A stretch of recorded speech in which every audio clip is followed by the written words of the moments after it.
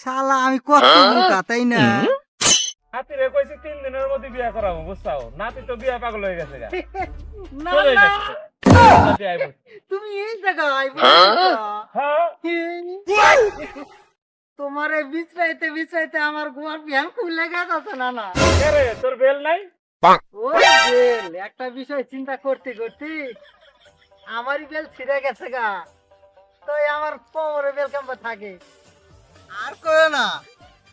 সারা রাষ্ট্রের যত রাজধানীর নাম আছে এটি মুখস্থ করতেছি বুঝছো?